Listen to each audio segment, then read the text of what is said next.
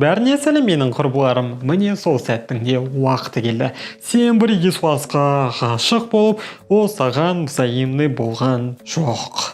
Сол жігіт туралы бар естеліктерді қоқыс жәшігіне салып жіберудің орнына сен оны ұмыта алмағаның үшін зардап шегіп жүрсің. Оның көздері, оның бет әлпеті, оның сөйлеу мәнері. Тура осының барлығы мында жақсы сақталып, ойдан еш кетер емес. Сонымен өз крашымызды қалай ұмытамыз, қалай оны мүлдем еске алмай, бақытты, көңілді әрі шаттыққа толы өмірді сүруге болады.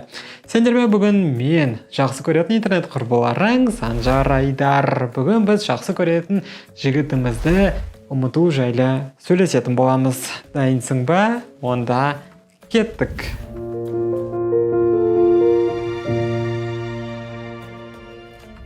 Бірінші, өз ситуацияңды қабылда. Кейде мәселені шешу тек үмітсіздікке ғана алып келіп жатады. Және жігіт саған қарайды деген мүмкіндік пайызы өте төмен болып жатады. Мысалы, бұл бір атақты жұлдыз болып қалуы мүмкін. Және сен оны жақсы көріп, орын таппай жатсаң да, ол сені мүлдем танымайды да. Екінші жағдай, сен өзіңді жақсы көрмейтін жігітке ғашық болып, ол сенің бетіңді кері қайтарды. Бұл қалыпты нәрсе. Себебі осындай жағдайлар өмірде көп кездесіп жатады. Мәселені шешудегі бірінші қадам бұл оны қабылдау. Ол саған жоқ деді. Жеңіл емес әрине. Бірақ осындай нәрсе кез келген адаммен болып жатады. Сенің сүйікті құрбыңа жоқ дегендер болмады деп ойлайсың ба? Болды, бірақ кейін мен ол естіп кетіп осындай әп-әдемі болып сендерге видеолар түсіре бастадым. Лилия тебя моя роза цвела дегендей. Екінші, ол жайлы жаман ойла. Жігітті ұмытудағы екінші қадам бұл онымен таңдана бермей, жігіттен идеалды емес адамды көріп бастау. Себебі ол дәл қазір сенің көзіңде сондай бір керемет, сондай бір ақылды, сондай әдемі сері жігіт. Бірақ идеалды адамдар өмірде жоқ қой. Осы себепті саған жігітті идеалға теңестіруді қою керек. Кейін бір парақ қағаз алып, жігіттің бар кемшіліктері мен минустарын жазып баста. Ол тупой. Немі темекі шегіп, ішуден басқа еш нәрсе білмейді. Онымен қоса жаман ортада жүреді. Мен кімге ғашық болдым сонда? Құдайдың өзі сақтасын. Ал біз өзі тізімімізді уақыт өте келе толықтырып, қайта-қайта оқи беретін боламыз. Осындай қарапайым әрекеттен кейін ақ сен жігітке суи бастайтын боласың. Кейін махаббат сезімі де жоғалып кетеді. Себебі сен осы уақытқа дейін розовый очки киіп келгенсің. Ал енді оларды шешетін сәт келді. Үшінші, оны өз өміріңнен сызып таста. Келесі этап бұл оны өмірден өшіріп тастап, бұл козелға енді қайтып оралмау. Түсінесің бе, жігіт әрдайым көзіңнің алдында болса, саған оны ұмыту әлдеқайда қиын болады. Мысалы, егер ол сенің мектебіңде оқитын болса, онда мәселе шынымен күрделі. Ондай болса, көрісуді барынша минималды еткен дұрыс болады. Қосымша кеңес ретінде жігіттің барлық әлеуметтік желілерінен отписка жасауды ұмытпағайсың. Осы жерде көп қыздар жоқ.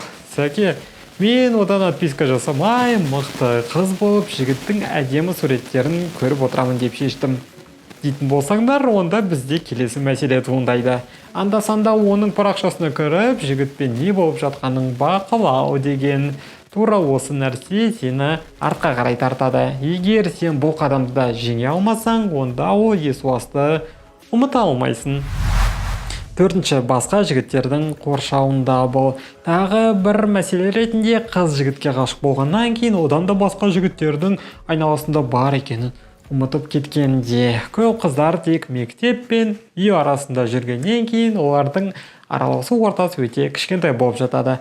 Сол үшін ол жақтағы жігіт құны тура бір алтындай жоқ. Себебі әлемде 8 миллиард ер адам бар. Және ең идеалы сенен бірге бір мектепке бару пайызы жоғары ма?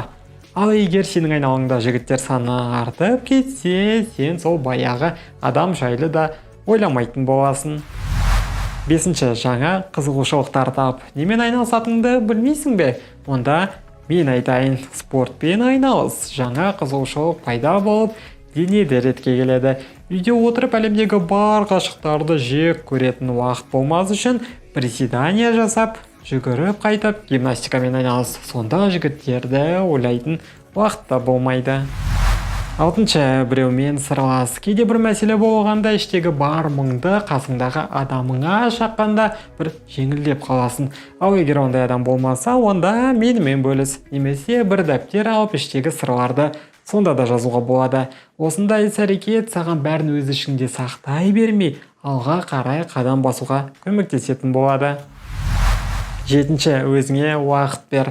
Жігітке қатты ғашық болған кезде менің жоғарыда айтқан бар кеңестерімді қолданғанның өзінде ақ саған бар жараларды жазу үшін белгілі уақыт керек болады. Оның қанша екенін тек өзің ғана білесің. Мен саған оны ұмытуды мәжбүрлей алмаймын, бірақ мен саған ары қарай бақытты өмір сүруге деген керек қадамдарды айттым. Себебі тек оны жіберу арқылы ғана сен жаңа таныстықтарға жол ашып, бақытты арақатынас құра алу үшін жаңа жігітті таба аласың.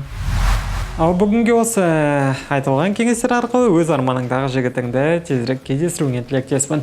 Видео ұнады деген ойдамын. Сол себепті тез лайк басып, өз пікіріңді төменге жаз.